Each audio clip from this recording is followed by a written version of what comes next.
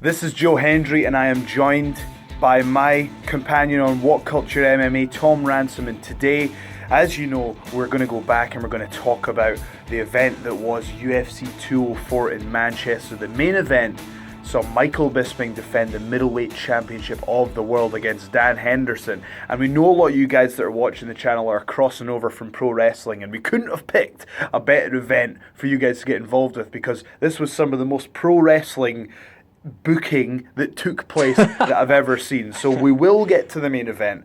But first of all, Tom, I think one of the things that we want to say is the UFC treated us like kings that night, didn't they? Oh my God, yeah. Like, I mean, I'm telling you, there is a reason that business is at the top. I have never seen anything like it. The way the UFC is run, from top to bottom, you have to give credit to them. The way they treated us was unbelievable. They have got every detail that you can think of within that business taken care of, and someone's accountable for it. And I was super impressed. Absolutely. Everyone was happy to see us. It was great. I felt like part of the gang. What did you think of it, Tom? yeah, I mean, it was insane. But I think the main thing that you guys need to know is that in the first 5 minutes that we turned up, Joe Hendry was straight at the buffet, and he had, 4 or 5 chicken breasts. He had a whole plate of salad to himself. Before we had even introduced ourselves to anyone, he was already at the buffet. Yeah. Tom was giving it like, maybe we should just settle in, and I'm like Homer Simpson, like, like over at the buffet.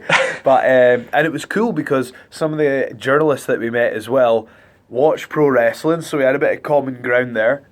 So yeah, it was a super exciting night.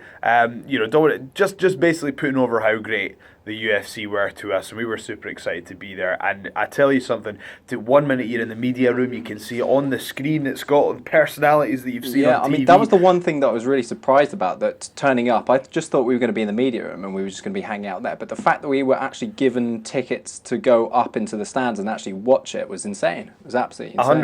100%. And, as Vince McMahon says, you've always got to put yourself in the eyes of the consumer. And that's what we did in what would have been some very expensive seats. So thank you very much for that. But that being said, my God, it was warm.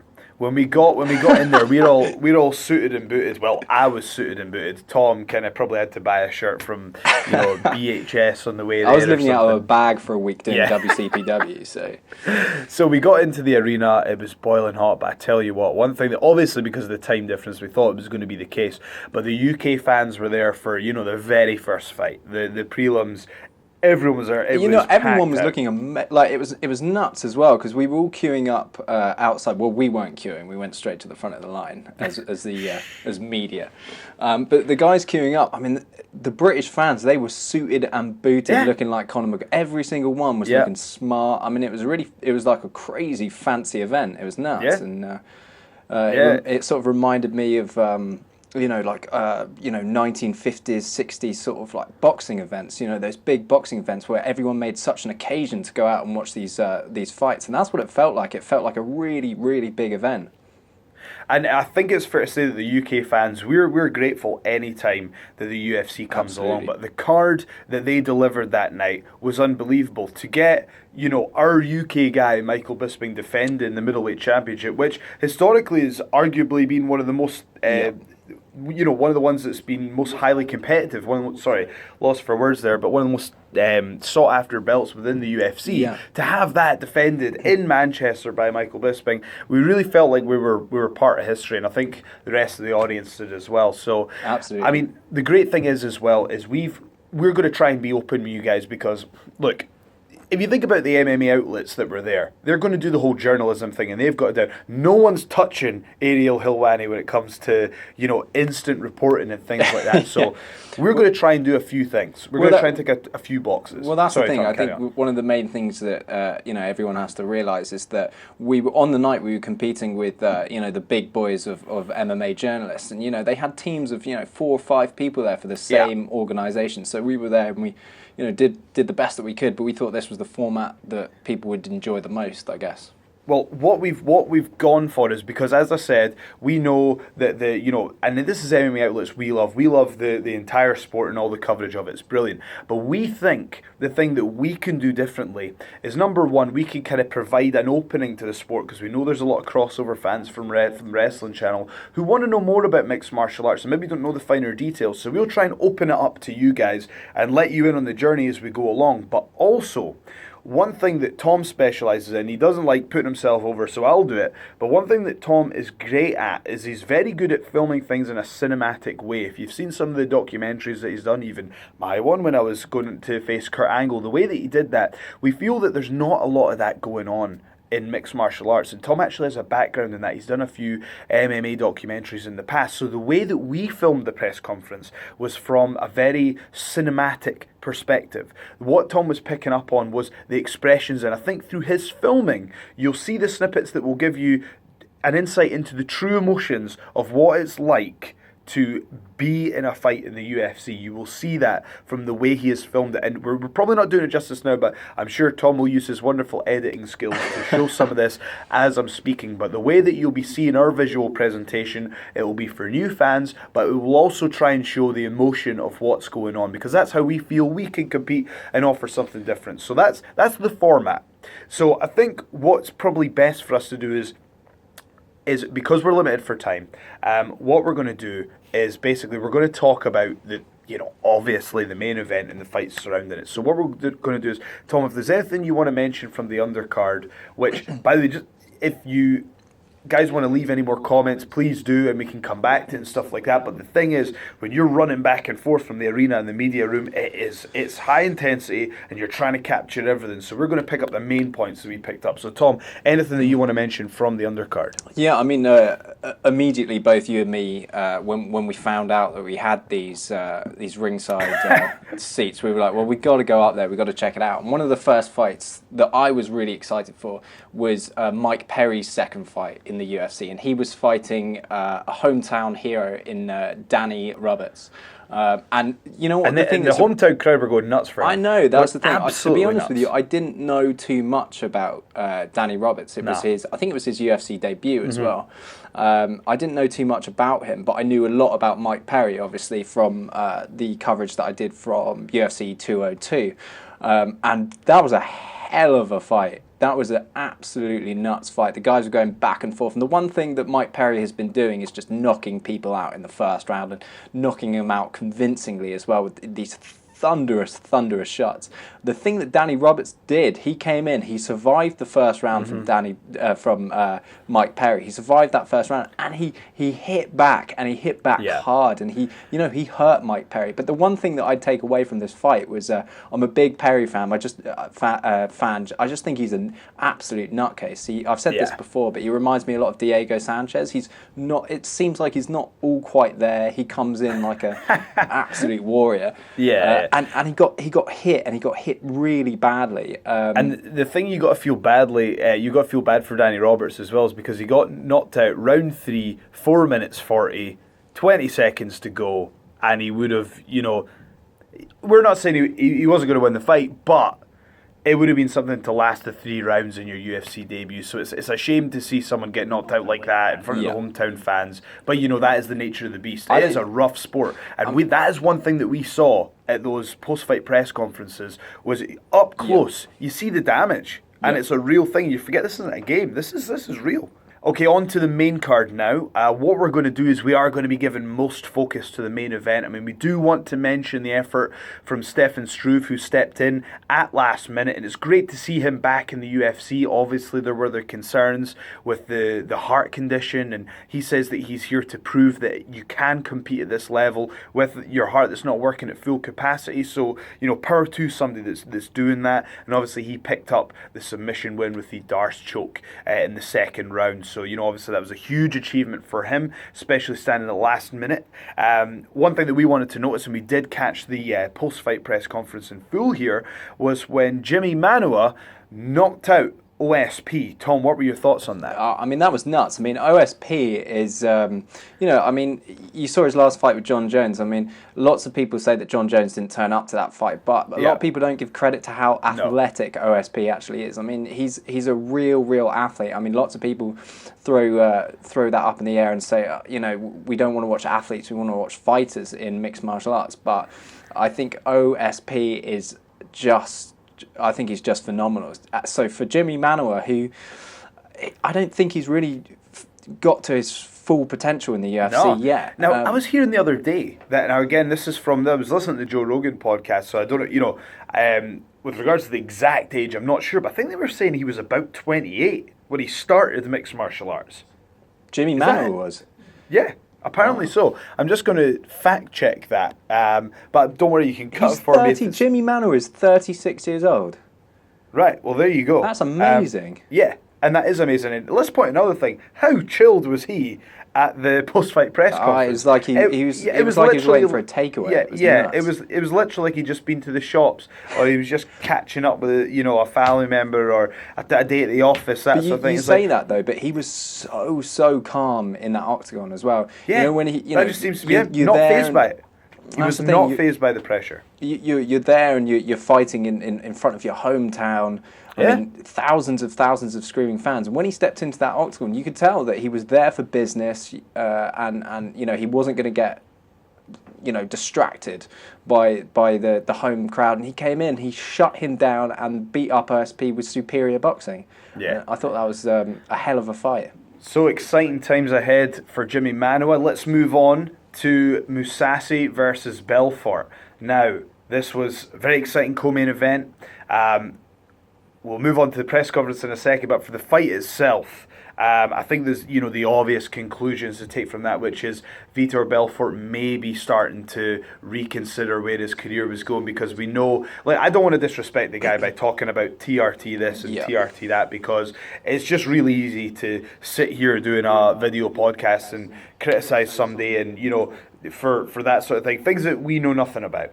So I don't want to get into that too much about if and why we're not seeing the same Belfort and things like that. The guy is a legend of the sport, and obviously it's not the same Belfort that we saw maybe 2-3 years ago, the kind that are going up against John Jones and nearly breaking his arm off. This guy, as well as Dan Henderson, who we'll get onto, this guy's a real pioneer in the sport. Many people point out that he was really the first Brazilian that came out with proper world-class knockout boxing to match his jiu-jitsu skills. And he came to the UFC so young. So it was kind of sad to see that for me. It was sad to see that. But on the other hand, it was great to see Mousasi, who's got all the confidence in the world, kind of get closer to realising his dream. Absolutely. I mean, Mousasi is one of those guys who's just been around for a really long time, and I think with a victory over Belfort like this, it kind of just reinforces the type of threat that he really is in that division.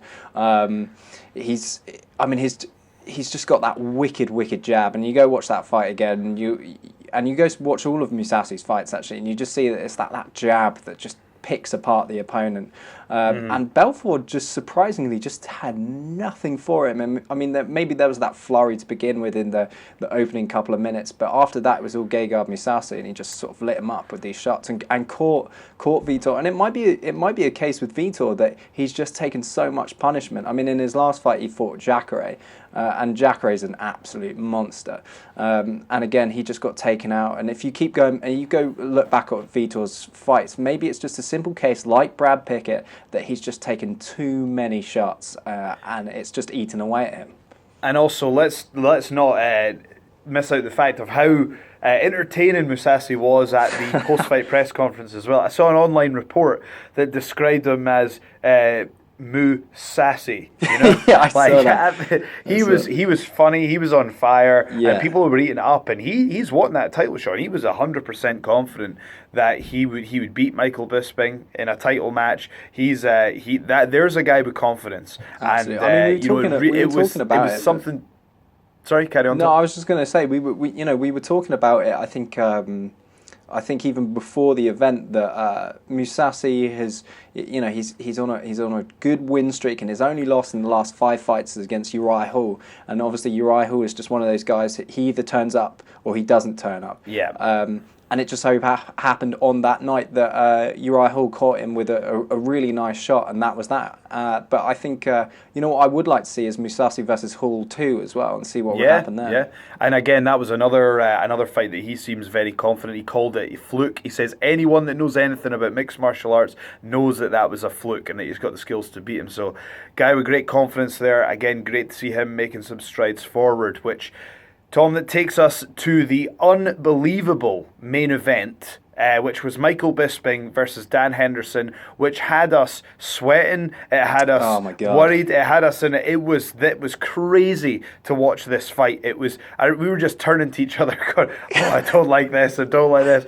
It was crazy. It could have gone either way. This fight is going to raise questions for the way that mixed martial arts is judged, because really, if you're talking about the round system, you can make an argument for either person. If you were talking about pride judging, you could argue that Dan Henderson was winning, because the tough thing was, Bisping's the better fighter. Bisping was dominating in almost every exchange, but Dan Henderson had, a handful of moments when it looked like it was going to be all over for Bisping, which was incredible. And you know what I loved as well, right? It's the pro wrestler in me. When he took that hit to the groin and he took the full 5 minutes, I appreciate good heel work, and I enjoyed that. So I like the fact that he took the full 5 minutes. And if I was Dan Henderson, I would have taken the whole 5 minutes to do that. So I think take it. That's strategy, man. If someone kicks you in the nuts, you take that 5 minutes. That situation as well. I didn't actually know that you could take 5 minutes. I didn't know that was something. I didn't know that was. So obviously I knew that you had the time to recover, but I didn't know that you could take 5 whole minutes to recover from a groin shot. It's like sitting on an exam at school. You get an hour, use the whole hour, man. That's the way I see it. You get kicked in the nuts. Yeah, take that 5 minutes. That's what I would do. I can understand. Embrace the booze. I can understand Bisping in that situation as well. I mean, there's nothing, obviously you've had fight experience as well, but when you're in a fight or you're in a match, that every second feels so much longer than it actually is. Those 5 minute rounds, especially, my God, are nasty long, and it's a testament as well, actually, to the whole fight, how Bisping took these shots and still came back to beat up Henderson and actually take it. The guy's a machine, but here's the question. I'm the biggest Bisping fan. He's in my top 3 fighters, right? Yeah. He is, to me, and to see him fight in the UK, it was amazing. The only other UFC that I'd been to live was the one where he fought in Scotland, and it was because the UFC was in Scotland, but it was because he was fighting. He's one of my favourite fighters. But is there something to be said if the winner of the fight is the one that ends up in the hospital, and the loser is the person who calmly handles the media obligations after? I'm not sitting here saying that Dan Henderson absolutely won the fight, but I'm just saying perhaps there's room for. You have to look at these things like you would look at football. Say you've got, I don't know, Chelsea, Arsenal. Chelsea dominate the whole game. They have possession. They're passing well. They're playing well. But Arsenal score 2 cheeky goals right at the start and right at the end. It doesn't mean that Chelsea's going to go away with a win, because they had possession and they were passing better and they were setting up more opportunities. At the end of the day, Arsenal scored those 2 goals and they're going to go home with a victory. And that's a simple case of what was going on with that fight as well. If you go back and you watch that fight, it was Bisping who had the lead in the exchanges, scored the more significant strikes. And then obviously Henderson caught Bisping with those 2 nasty shots. And live when I was watching it live, I had Henderson win it because of those fights, but watching it a second time, I didn't know. But to me, looking back, the difference seemed to be that Bisping was scoring more, Henderson was hurting more. That's what it appeared to me, and so surely it should be Henderson. But then again, the rules of the sport are the rules of the sport for a reason. If you're given a specific judging criteria and you know that your goal is to either get a finish or get the most points in each of those rounds, that's the criteria that you've been given. That's the criteria that you have been training for. That's the criteria that Michael Bisping's been training for. So if it was just by finish, Bisping would probably have an entirely different training camp. So Yeah. there is that. It's a very difficult one. At the end of the day, it's a sport, and I think what they need to do to elevate the sport more is put more emphasis on what it is to actually win a fight. There's been a whole load of decisions, even in this year, that people have looking at like, how on earth did that person win that fight? And I can say, watching a fight live and then watching it at home on your TV or later on, whatever. I mean, the two are really, really different, purely because we were there live and we saw Henderson drop Bisping with those two shots. I thought he won. I thought he won. It was every scary. time. Here's the thing. Yeah. Every time Henderson threw a right hand, me and Joe, we were sat there like two absolute fools. Yeah. It was nuts. But every time he threw a right hand, everyone in the crowd went nuts. Everyone was like, "Oh my God, this is it!" And I think that was the difference live, is because you thought every time those things came, you knew that it was going to knock him out. However, they just didn't land, so they didn't score him any points. But And the thing is, at the end of the fight, they respected Henderson. Now, we'll get on to the last part of the press conference, because one thing that's great, and we were lucky to get that WhatCulture mic right up there at the front of the press conference, but we actually were lucky enough to ask Dan Henderson his last ever post-fight press conference question, which was kind of by accident. It was just like we were sitting there kind of, like we should join in here, but everyone else, like, they're so well educated on all the details of the sport, you don't want to ask a dumb question. I think we should just mention as well some of the guys that were just really, really kind to us there. Gareth Davis, obviously, one of the biggest, if probably the biggest British journalist for MMA and boxing, was so kind to us. What a guy! Severe MMA as well. Yeah. Big shout out to that whole team. The Daily Record as well. They were great to us as well. We just got on great with everybody. But I think, Tom, if it's possible, can we show that last question? Did you capture all the footage for that? Excellent. We've got that in a really nice cinematic close up as well. So you can. Perfect. So what we'll do is we'll just show that in its entirety just now, if that's okay, Tom. Yeah. So. What is it that you will miss most about being a professional fighter? What part of the process will you miss more than anything else? Just the competition and testing myself in that way. Just there's no bigger test physically, mentally than this, in anything in life. And it's I think the competition that I'll miss. Definitely not the preparation, but the competition I'll miss. So, win or lose, I always learn something from fights, but, I always prefer to win. But, just the competition I'm going to miss. Thank you, guys. Thank you, guys.